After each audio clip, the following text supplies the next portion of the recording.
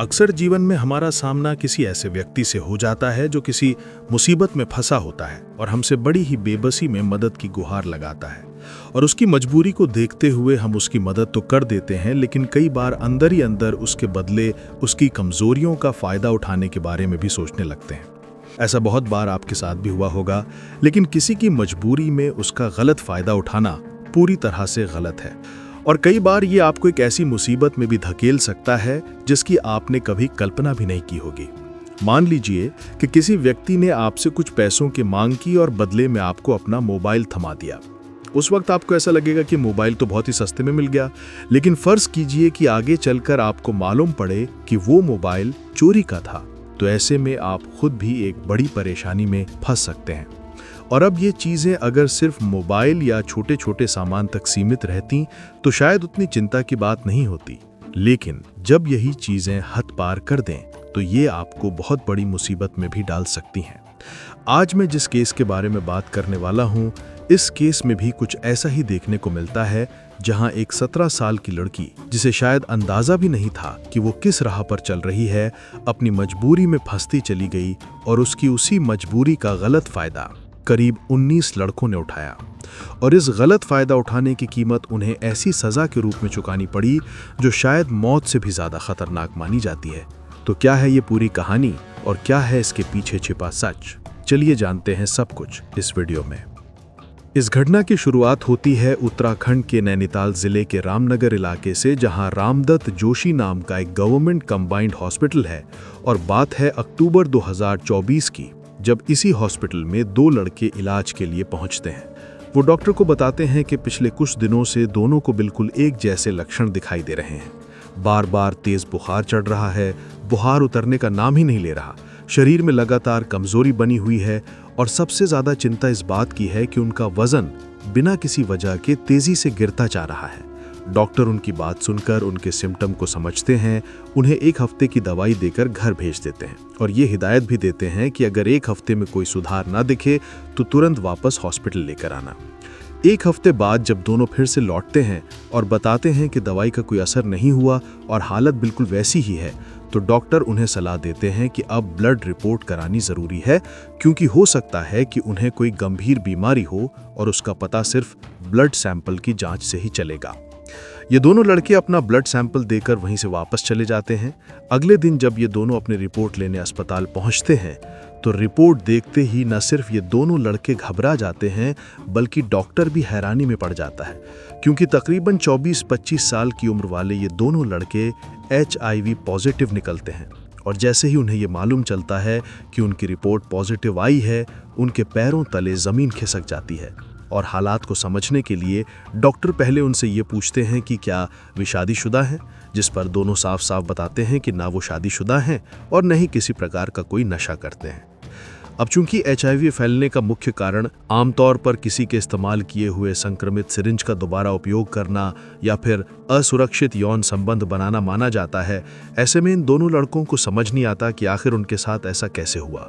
इसलिए वो काउंसलिंग करवाते हैं, अपनी दवाइयाँ लेते हैं और घर लौट जाते हैं।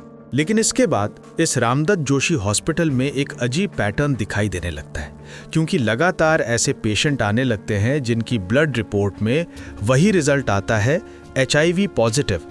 और देखते देखते करीब 19 से 20 लोग ऐसे मिल जाते हैं जिनकी रिपोर्ट बिल्कुल एक जैसी होती है, जिसके बाद अस्पताल के CMO तुरंत इस पूरी स्थिति की जांच के आदेश देते हैं, क्योंकि इतनी बड़ी संख्या में एक ही तरह का रिजल्ट निकलना साधारण मामला बिल्कुल नहीं था। अब जिसने भी हॉस्पिटल में आकर HIV टेस्ट कराया और रिपोर्ट पॉजिटिव आई, उससे एक एक करके यही पूछा जाने लगा कि क्या उसने हाल ही में किसी के साथ असुरक्षित शारीरिक संबंध बनाए हैं। और इसी पूछताछ के दौरान एक चौंकाने वाली बात सामने आती है कि जितने भी लड़के पॉजिटिव निकले हैं, उनमें से तकरीबन 19 लड़कों ने एक ही 17 साल की लड़की के साथ असुरक्षित संबंध बनाए थे। जब डॉक्टर्स को ये बात पता चलती है कि इतने सारे लोग एक ही नाबालिग लड़की के संपर्क में थे और वही सभी पॉजिटिव पाए गए, तो उन्होंने तुरंत इस पूरी जानकारी की सूचना नजदीकी पुलिस स्टेशन में दी। और मामला जैसे ही गहराई से जांचा जाता है, पुलिस को उस लड़की के बारे में भी पता चल जाता है।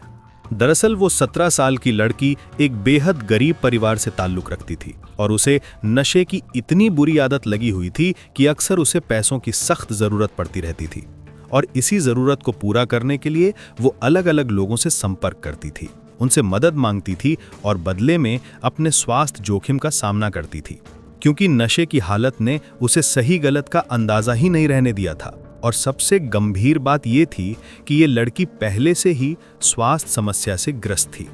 अब ऐसे करते करते 3-4 महीनों के अंतराल में इस लड़की ने लगभग 20 से 25 युवकों के साथ संपर्क बनाए थे, जिनमें से 19 लोगों की रिपोर्ट अस्पताल में पॉजिटिव पाई गई।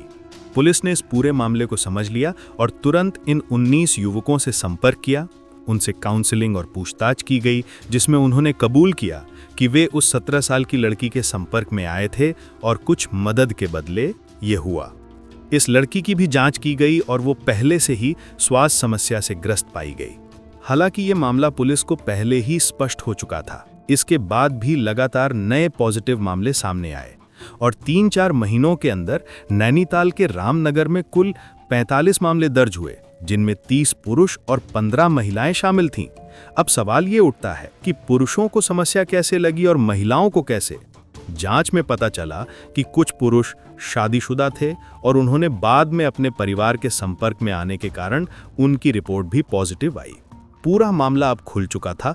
ये मामला एक नाबालिग लड़की के साथ जटिल स्थिति का था, इसलिए उन 19 लोगों को हिरासत में लिया गया और बाद में उन पर उचित कार्रवाई की गई।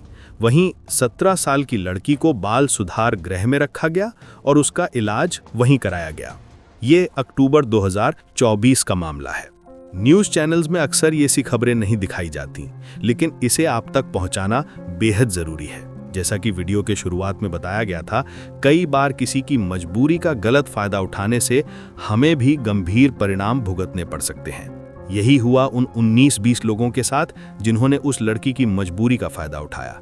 उसे नशे की आदत थी और पैसों की जरूरत थी और ये लोग मदद देते थे, लेकिन उसके बदले संपर्क में आते थे, जिसके कारण वे खुद भी स्वास्थ्य समस्या से ग्रस्त हो गए।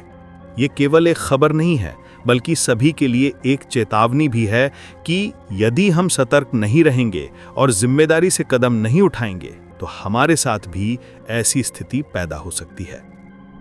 फिलहाल आज का केस यहीं समाप्त होता है। हम फिर मिलेंगे एक नए केस के साथ। तब तक के लिए नमस्कार और ध्यान रखिए।